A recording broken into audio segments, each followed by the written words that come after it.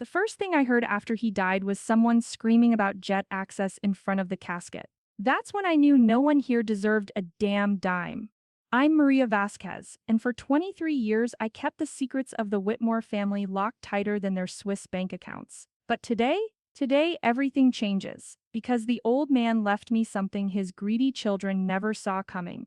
Absolute power over their inheritance. Real quick, what city are you watching from? I've got a story hotter than Palm Beach in August, and trust me, you're gonna want to grab your wine for this one. Tell me in the comments below.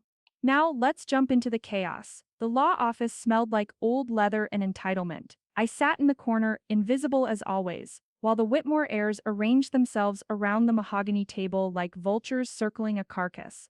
Harrison Whitmore had been dead for exactly 1 week, and his body wasn't even cold before his children started dividing up his empire in their heads. "Why is she here?" Victoria, the eldest daughter, pointed her Cartier-decorated finger at me without even looking in my direction. At 58, she'd had so much work done, her face looked like it was permanently surprised by its own reflection. The lawyer, Mr. Brennan, adjusted his glasses. Miss Vasquez was specifically requested to attend by Mr. Whitmore himself. The housekeeper, Marcus, the middle child, laughed. He was 45, cocaine thin, and burned through trust fund payments faster than his father could earn them. Did Dad leave her a bonus? How touching. I stroked Fig, the gray tabby, in my lap. She'd been Eleanor Whitmore's cat, the only living thing in this room who remembered when this family had a soul.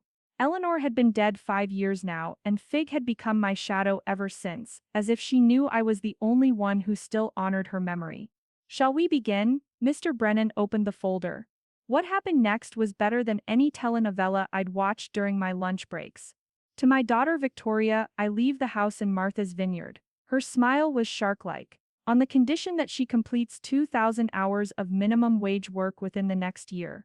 Her face fell so fast I thought she might need another facelift to pick it back up. To my son Marcus, the art collection. He started to grin.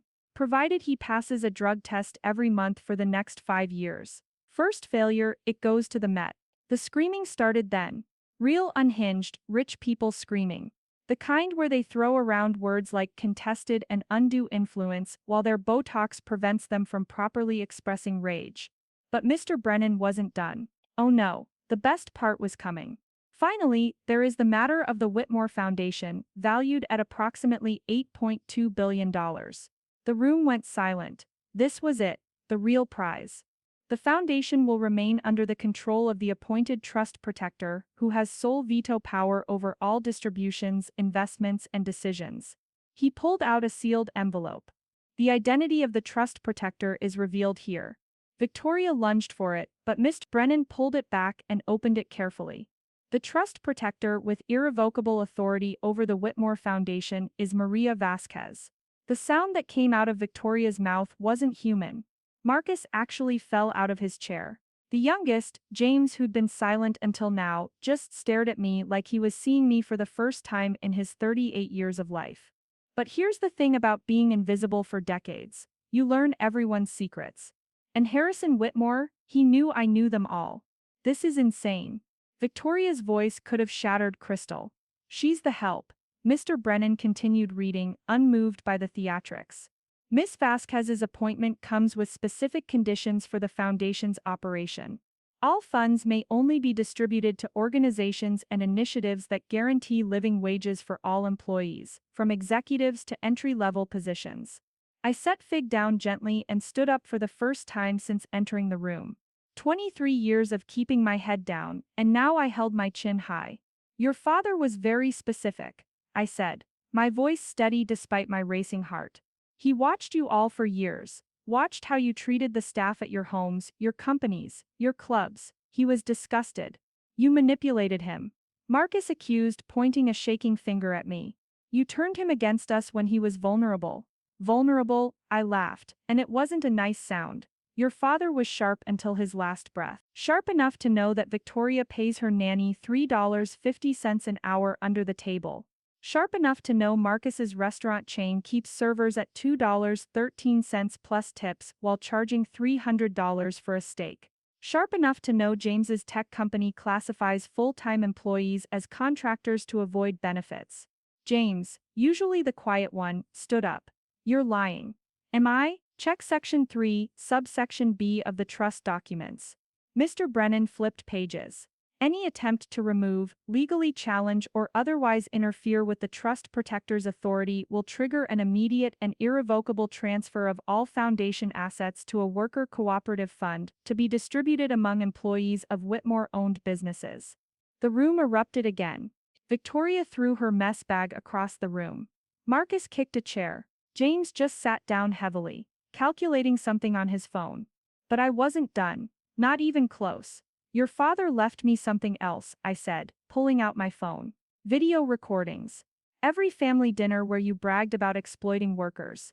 Every conversation where you laughed about stupid poor people. Every single moment that proved to him you'd learned nothing from your mother's values. Eleanor Whitmore had been the daughter of immigrants. She'd worked her way through college cleaning houses. Just like me, Harrison had loved her for her strength, her compassion, her understanding of what work really meant. These children had forgotten where half their DNA came from. You recorded us? Victoria's face was purple under her makeup. Your father did. He asked me to keep the recordings safe.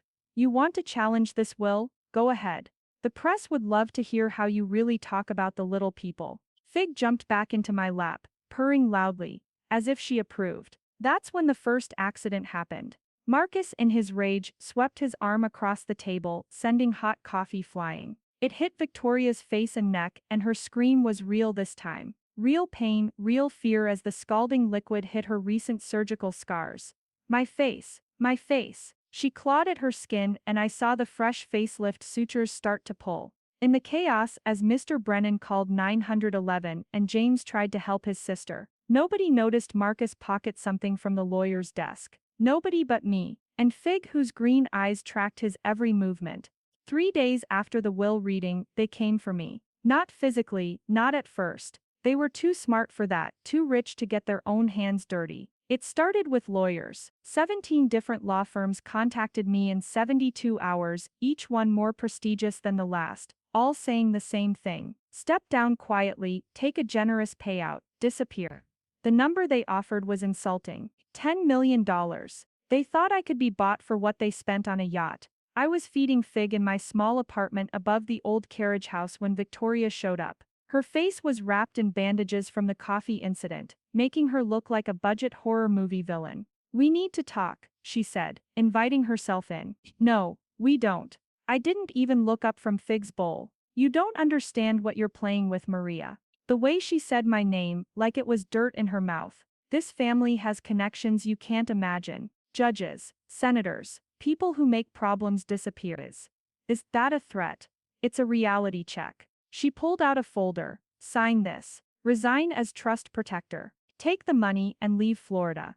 Tonight, I finally looked at her, really looked at her.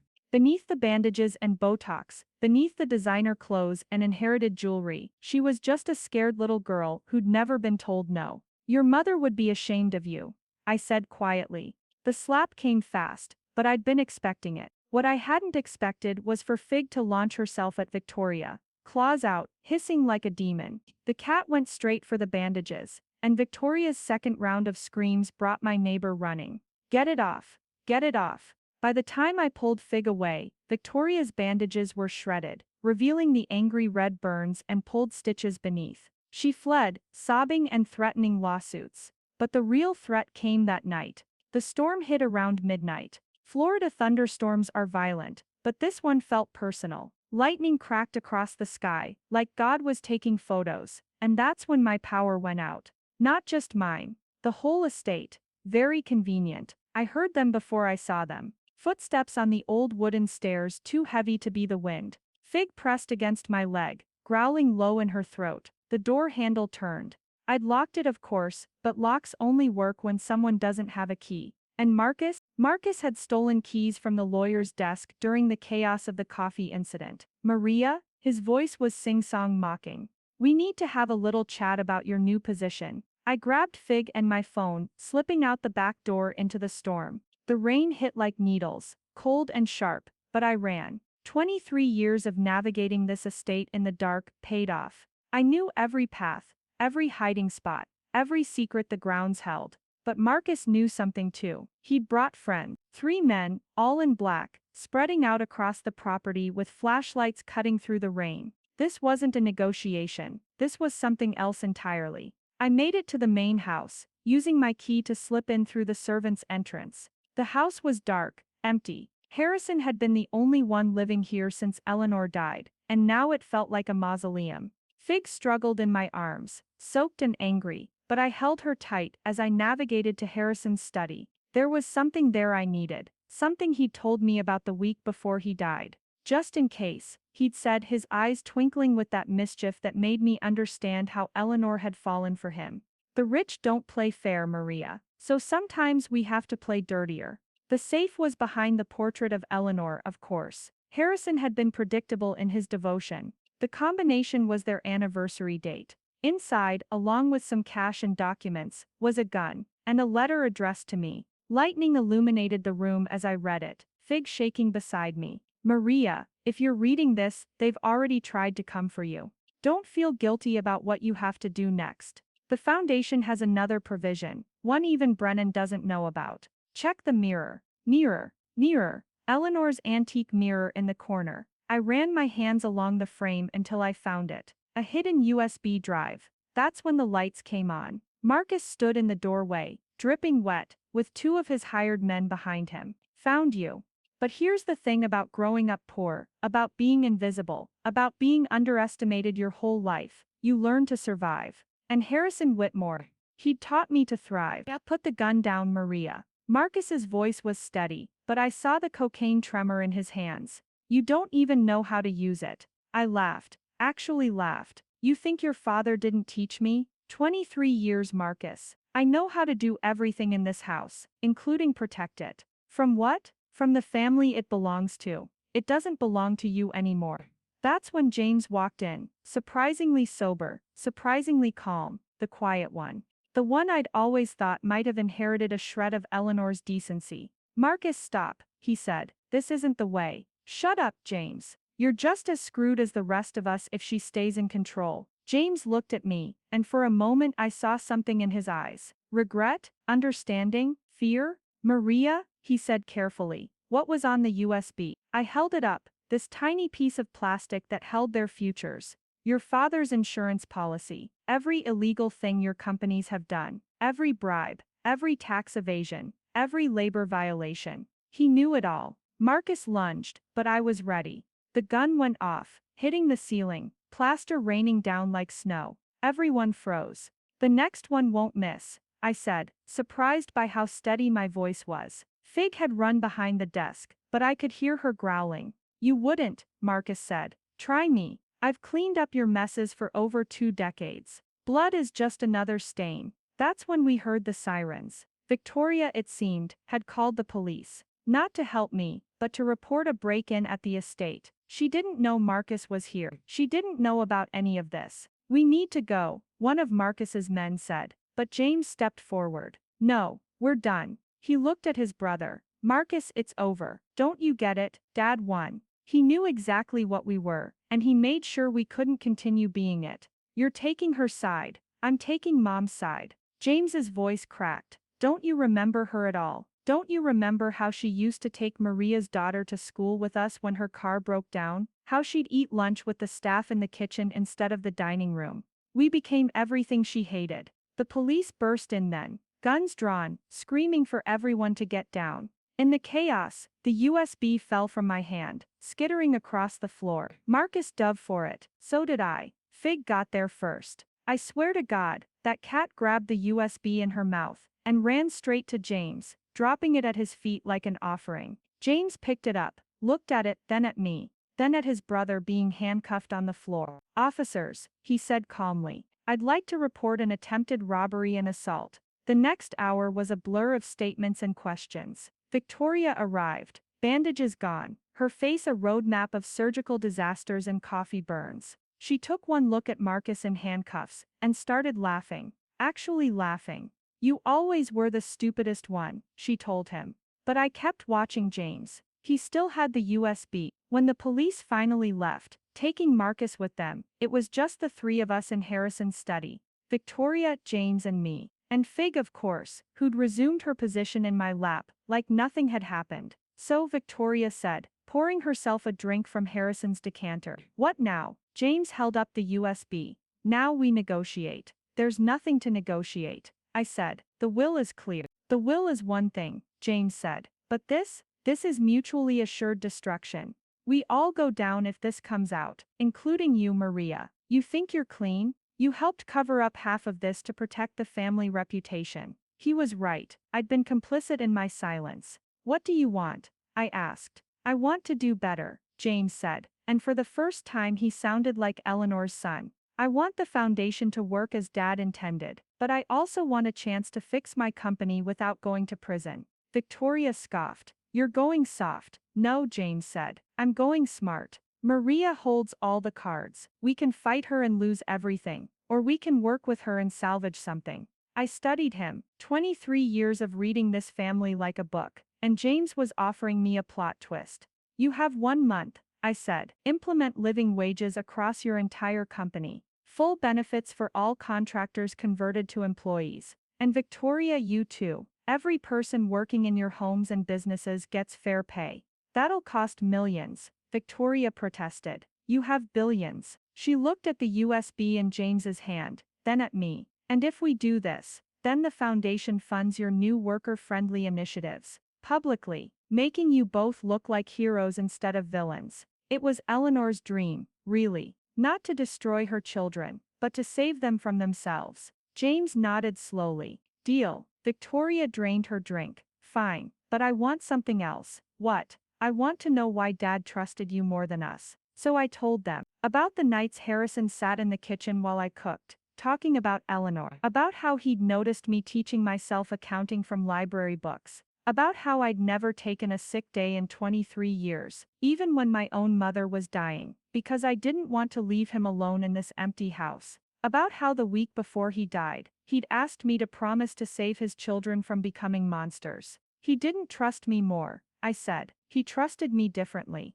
I had nothing to gain from his money, and everything to gain from his respect. Victoria was crying, her ruined face a masterpiece of regret. James set down the USB on the desk. Keep it, he said, as insurance. I'll start the changes Monday. But the story doesn't end there. Because Harrison Whitmore had one more surprise, and this one was just for me. 6 weeks later, the headlines were everywhere. Whitmore heirs lead revolutionary worker rights initiative. Tech giant converts all contractors to full employment.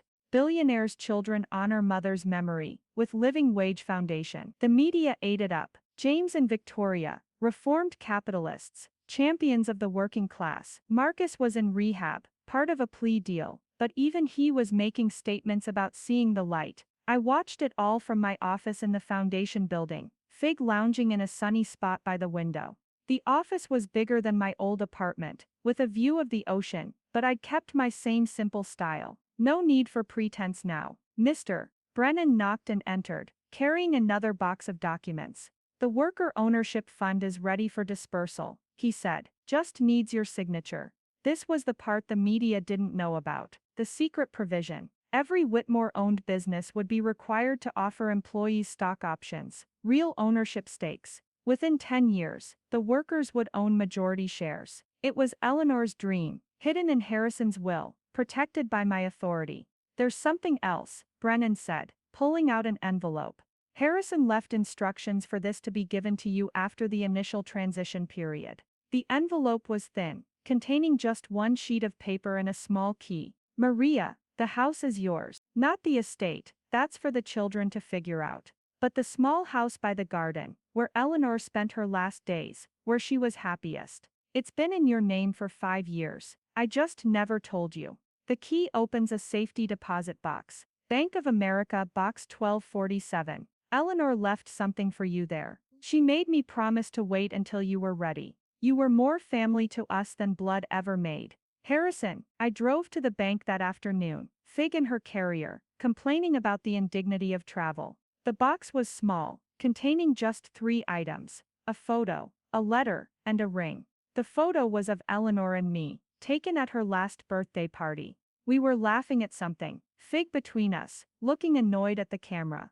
I remembered that day. She'd insisted I sit with the family, not serve. Harrison had taken the picture. The letter was in Eleanor's handwriting, shaky from the cancer but still elegant. My dear Maria, if you're reading this, then Harrison kept his promise, and you've saved my children from themselves. I knew you would. You have the strength I tried to instill in them, the wisdom I couldn't teach them, and the patience I lost too soon. The ring was my mother's. She was a housekeeper too, in Cuba, before she came here with nothing but hope. She cleaned houses until she owned one. She raised me to remember where I came from. I failed to do the same with my children. But you never forgot. This isn't payment or reward. This is recognition. You are the daughter I should have had, the legacy I wanted to leave. Take care of Fig. Take care of Harrison. And when the time comes, take care of my lost children. All my love, Eleanor. The ring was simple. A thin gold band, with a single small diamond. Working hands jewelry, not the ostentatious pieces her children fought over. I slipped it on my right hand, where it fit perfectly. That evening, I sat in Eleanor's garden house, my house now, with Fig purring in my lap. James had called earlier. His company's stock had actually gone up after the wage increase announcement. Investors loved the positive PR. Victoria had sent a text, just 2 words, thank you. Even Marcus, from rehab, had sent a letter, an apology, probably court-mandated, but with a postscript that seemed real. Mom would have been proud of you. But the real surprise came when I was reviewing the foundation's first round of grants, applications from across the country, all for living wage initiatives. One caught my eye, the Eleanor Whitmore Memorial Scholarship Fund, submitted by the children of domestic workers at 3 Palm Beach Estates. The Whitmore estate staff's kids had organized it themselves. I approved it immediately, tripling the requested amount. Fig me out, and jumped onto the desk, knocking over a picture frame. It was the photo from the will reading day, taken by a reporter. Me, sitting quietly in the corner, invisible to everyone but the camera, while the Whitmore children raged around me. But if you looked closely, you could see Harrison's portrait on the wall behind me. And in that painted face, captured by an artist years ago, was the hint of a smile, like he'd known all along how this would end. My phone buzzed, another text from James. Board meeting tomorrow. You'll need to approve the new minimum wage structure. $25/hour baseline full benefits. I texted back, make it $30. Your mother would have wanted it. Done. I looked at Eleanor's ring on my finger, then at Fig, who was now sprawled across my keyboard, making it impossible to work. You're right, I told her. Enough for today. We walked through the garden as the sun set, past the roses Eleanor had planted, past the bench where Harrison had told me about the will, past the fountain where the children had played before they forgot what joy looked like without a price tag.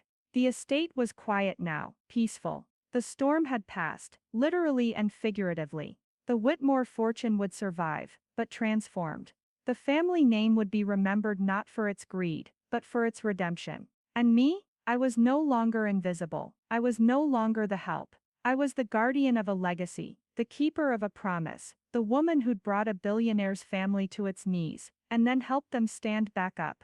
But most importantly, I was home. Fig ran ahead, chasing a butterfly in the last rays of sunlight. I sat on Eleanor's bench and watched the ocean in the distance, thinking about tomorrow's board meeting, next month's grant reviews, next year's expansion plans. My phone rang. Unknown number. Maria Vasquez. The voice was young, nervous. My name is Isabella Chen. I'm a housekeeper for the Morrison family in Boston. We heard about what you did, what you're doing. We need help. The Morrisons, they're like the Whitmores were, but there are more of us now. Dozens of families, hundreds of workers. We're organizing. I smiled, watching Fig successfully catch nothing, and look proud of herself anyway. Send me the details, I said. The foundation can help. But more importantly, I can teach you what Harrison taught me. What's that?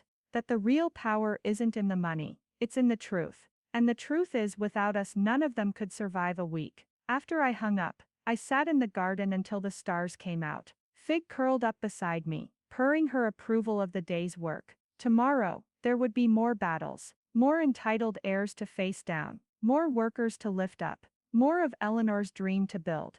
But tonight, in the house that love built, With the cat that chose me and the ring that claimed me, I was exactly where I belonged. The help had become the hope. And that was a legacy worth protecting. If you've ever been underestimated, overlooked, or treated as less than because of your job, you know exactly why I couldn't let this opportunity pass. The rich forget that we see everything, hear everything, know everything. We're invisible until we're not, and when we finally become visible, that's when everything changes. Don't forget to subscribe if you want to hear more about what happened with the Morrison family in Boston, because that one involves a murder attempt, a fake nephew, and a parrot who knew too much. Until next time, remember, respect everyone, because you never know who's really holding the power.